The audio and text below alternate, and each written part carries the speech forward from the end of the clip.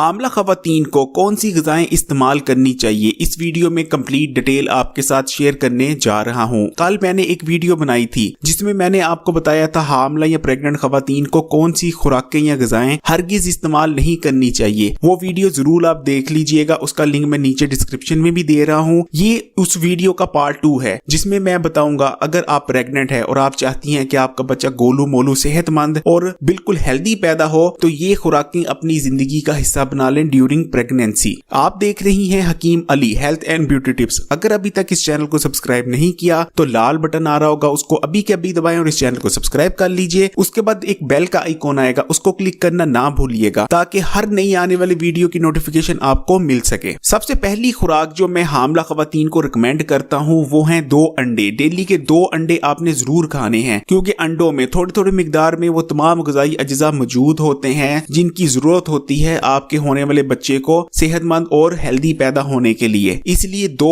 उबले हुए अंडे आपने या बॉइल्ड एग आपने लाजमी खाने हैं। और एक चीज याद रखिएगा कि अंडों को फ्राई या किसी और तरीके से इस्तेमाल नहीं करना, क्योंकि जब आप अंडों को फ्राई करती हैं या किसी और तरीके से इस्तेमाल करती है तो उनकी 90% से भी ज्यादा ग़िज़ाइयत जल के राख हो जाती है। इसलिए आपने डेली के 2 बॉइल्ड एग खाने हैं और इसको रूटीन बना लेना है। और बॉइल्ड एग खाने से होगा ये कि आपके बच्चे की जो ब्रेन फंक्शनैलिटी के लिए जरूरी ग़िज़ाई अज्जा चाहिए वो तमाम के तमाम जो है 2 अंडे प्रोवाइड करते रहेंगे। हामला खवातीन को डेयरी प्रोडक्ट्स का इस्तेमाल भी करना चाहिए। डेयरी प्रोडक्ट्स से मेरी मुराद दूध, दही और मक्खन वगैरह हैं। इन डेयरी प्रोडक्ट्स में कैल्शियम बहुत ज्यादा मिकदार में होता है। कैल्शियम के अलावा इनमें phosphorus, vitamin B, vitamin D, manganese और जिंक भी बहुत ज्यादा मिकदार में पाया जाता है। ये तमाम जो है न्यूट्रिशन आपके बच्चे की हड्डियों के लिए बहुत जरूरी है। तीसरी चीज जो मैं रिकमेंड करता हूँ वो है दालें। दोस्तों दालों को जो हमने वो मकाम कभी दिया ही नहीं जिसकी वो हकदार हैं। दालें ग़िज़ाइयत से भरपूर होती हैं, इनमें फाइबर होता है, इनमें विटामिन होते हैं, इनमें जो है तो वो तमाम चीजें होती हैं जो ग़िज़ाइयत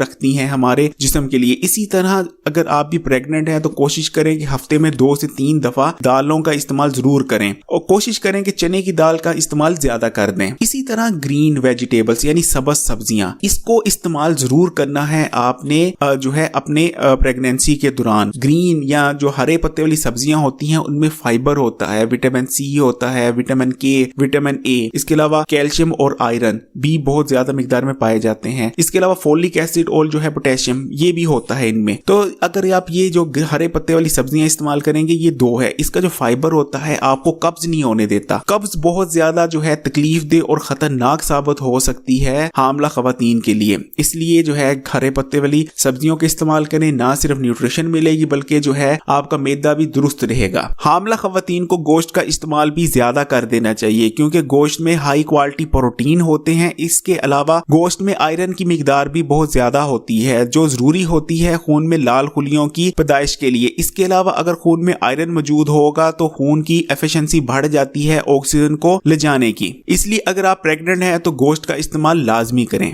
दोस्तों और मेरी बहनों, यहाँ मैं एक चीज बताना लाजमी समझता हूँ, जो प्रेग्नेंट खवातीन होती हैं उनमें विटामिन ए की बहुत ज्यादा जरूरत होती है। कहा जाता है कि 10 से लेकर 40% तक उनके जो है ज्यादा जिस्म को विटामिन ए की जरूरत होती है। लेकिन अगर वो विटामिन जो है विटामिन ए वो गोश्त वगैरह के जराए से लेती हैं यानी एनिमल्स जो सोर्स है उससे लेती हैं तो वो लिया हुआ जो किसी गोश्त वगैरह से हासिल किया जा रहा है विटामिन ए वो जो है टॉक्सिक भी हो सकता है उनके लिए, हामला खवातीन के लिए। इसलिए जो है कोशिश करें कि विटामिन ए बीटा कैरोटीन के जरिए लें। बीटा कैरोटीन जो है ऐसा कंपाउंड होता है जो प्लांट्स वगैरह में होता है और जब आप बीटा कैरोटीन लेते हैं तो बीटा कैरोटीन जिस्म में जाने के बाद विटामिन ए में कन्वर्ट हो जाता है। इसलिए कोशिश करें कि विटामिन ए जो है वो कभी भी गोश्त या एनिमल सोर्स से ना लें। जो आप बीटा कैरोटीन जो प्लांट सोर्स होता है यानी पौधों वगैरह के जो होता है, सब्जियों वगैरह, दालों वगैरह से बीटा कैरोटीन लें जो जिस्म में जाके विटामिन ए बन जाता है और आपके जिस्म में विटामिन ए की जरूरियात पूरी कर देता है। और ये याद रखिए कि विटामिन ए की जरूरियात 10 से लेकर 40% तक बढ़ जाती है हामला खवातीन में। इसलिए बीटा कैरोटीन के लिए जो सबसे अच्छा सोर्स मैं रिकमेंड करता हूँ वो है शक्करकंदी। पाकिस्तान के या इंडिया के हर इलाके में इजीली मिल जाती है और सस्ती भी होती है। शक्करकंदी खाएं। अगर आप आधा पाव शक्करकंदी डेली की खा लेती हैं तो आपके पूरे दिन की जो विटामिन ए की जरूरत होती है वो पूरी हो जाएगी। इसके अलावा जो है फिश के लीवर का ऑयल यानी जो है ये भी बहुत अच्छा होता है। इसमें जो है बहुत ज्यादा मिकदार में omega 3 fatty acid, omega 3 fatty acid जो आपके होने वाला बच्चा है उसकी ब्रेन और आई डेवलपमेंट के लिए बहुत जरूरी है। इसके अलावा इसमें विटामिन डी भी होता है। अगर आप डेली का सिर्फ 15 मिली लीटर जो है मछली के लीवर का ऑयल इस्तेमाल कर ले तो इंशाल्लाह आपके पूरे दिन के लिए जितना भी आपको ओमेगा 3 और विटामिन डी की जरूरत थी वो तमाम का तमाम आपको मिल जाएगा। लेकिन एक चीज याद रखिएगा, क्योंकि मछली का जो लीवर का तेल होता है उसमें भी विटामिन ए होता है, तो सिर्फ आपने 15 ही मिलीलीटर लेना है, 15 मिली लीटर लेना है। इससे ज्यादा आपने इस्तेमाल नहीं करना। इससे ज्यादा इस्तेमाल करने से नुकसान भी हो सकता है। सिर्फ 15 ml ही इस्तेमाल करना है। प्रेग्नेंट खवातीन को बेरीज का इस्तेमाल भी करना चाहिए। बेरीज में विटामिन सी होता है, फाइबर होता है और एंटीऑक्सीडेंट से, हर बेरी जो है कोई भी बेरी की किस्म ले ले वो एंटीऑक्सीडेंट से भरपूर होती है। इनका इस्तेमाल आपके होने वाले बच्चे की जो है स्किन और जो इम्यून सिस्टम है उसको मजबूत करेगा। दोस्तों एक ऐसा फल मैं आपको बता रहा हूं जो आमतौर पर उसको जो है इतना पसंद नहीं किया जाता, लेकिन वो ग़िज़ाइयत से भरपूर होता है और जो प्रेग्नेंट खवातीन हैं उनके लिए वो फल बहुत जरूरी है। वो है नाशपाती। नाशपाती में फोलिक एसिड, विटामिन के, पोटेशियम, कॉपर, विटामिन ई और विटामिन सी होते हैं और इसके अलावा विटामिन जो है बी वो भी काफी मिकदार में पाया जाता है। इसके अलावा इसमें फाइबर होता है। ये बहुत हेल्दी कॉम्बिनेशन है। अगर आप प्रेग्नेंट हैं तो आपने नाशपाती का इस्तेमाल हफ्ते में 1 या 2 दफा जरूर करें, बल्कि मैं तो कहूंगा कि हर दूसरे दिन नाशपाती का इस्तेमाल करें प्रेग्नेंट खवातीन। ये बहुत अच्छा है उनके लिए और उनके होने वाले बेबी के लिए। ड्राई फ्रूट यानी खुशक मेवा जात का इस्तेमाल तो लाजम हो जाता है प्रेग्नेंट खवातीन के लिए। ड्राई फ्रूट्स में आयरन होता है, मिनरल्स होते हैं, विटामिन होते हैं, पोटेशियम होता है, यानी ग़िज़ाइयत से भरपूर होते हैं। कोशिश करें कि अगर आपको चौथा महीना लग गया है तो ड्राई फ्रूट का इस्तेमाल लाजमी कर दें। और अगर आपने इंडिया और पाकिस्तान में है तो आपको पता होगा कि हमारे बड़ी बूढ़े पंजीरी बनाते थे। इसका रवाज ऐसा खत्म होता जा रहा है।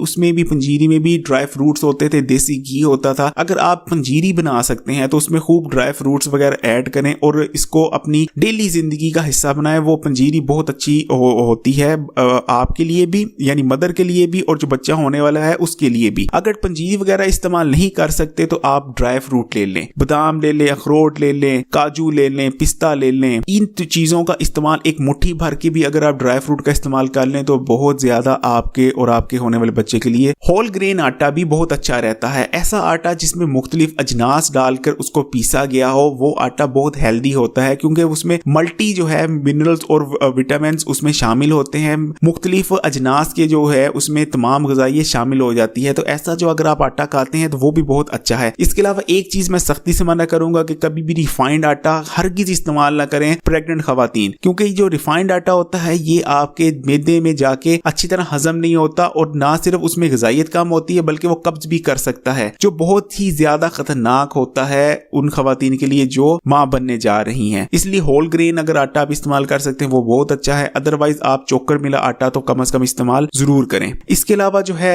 एंड में मैं सिर्फ एक चीज कहूंगा कि हम सब कुछ खा पी लें लेकिन पानी कम पिए तो उन ग़िज़ाओं का, उस खुराक का कोई फायदा नहीं, क्योंकि पानी जो है वो जिंदगी है। कोशिश करें कि आप जो है अच्छी खासी मिकदार में पानी पिए। मैंने पहले भी बताया था पानी की कोई जो है हर शख्स के लिए अलग है। वो डिपेंड करता है कि वो किस जगह रहता है, उस जगह का टेम्परेचर क्या है, उसकी जो है डेली एक्टिविटी क्या है, कितना फिरता है, उसका वेट क्या है। ये तमाम चीजें मिलकर एक जो है एक फैक्टर रखती हैं कि हर शख्स कितना पानी डेली का इस्तेमाल करे तो उसके लिए काफी है। हो सकता है मेरे लिए 10 गिलास काफी हो सकता है कि आपके लिए 14 गिलास जो है वो काफी हो। तो इसकी कोई क्वांटिटी नहीं है, लेकिन आप अच्छी खासी मिकदार में पानी पिए, क्योंकि पानी आप पिएंगे ना सिर्फ हर चीज की ग़िज़ाइयत आपको मिलेगी बल्कि जो आपके अंदर जहरीले मादे जमा हो रहे हैं वो भी उनका भी अखराज होगा पेशाब के रास्ते से। इसलिए पानी लाजमी पिए। दोस्तों ये कुछ चीजें थी, ये कुछ रिकमेंडेशन थी जो मैं आपको देना चाह रहा था। अगर आप प्रेग्नेंट हैं इस चीजों का इस्तेमाल करें और खुश रहें। सबसे बेहतर चीज, अगर आपका मूड अच्छा है तो सारी चीजों की ग़िज़ाइयत ना सिर्फ आपको मिलेगी बल्कि जो है आपका जो होने वाला बेबी है वो भी खुश शक्ल और हेल्दी पैदा होगा। इस वीडियो में इतना ही। कुछ भी पूछना चाह रहे हो मुझे कमेंट करें। इस वीडियो को आपने शेयर जरूर करना है, लाइक जरूर करना है, इस पे कमेंट जरूर करना है। और अगर इस चैनल को यानी Hakim Ali health and beauty tips को अगर अभी तक आपने सब्सक्राइब नहीं किया तो लाल बटन दबा के इस चैनल को सब्सक्राइब भी कर लीजिएगा। उसके बाद बेल का आइकॉन क्लिक करना ना भूलिएगा। इजाजत चाहूंगा।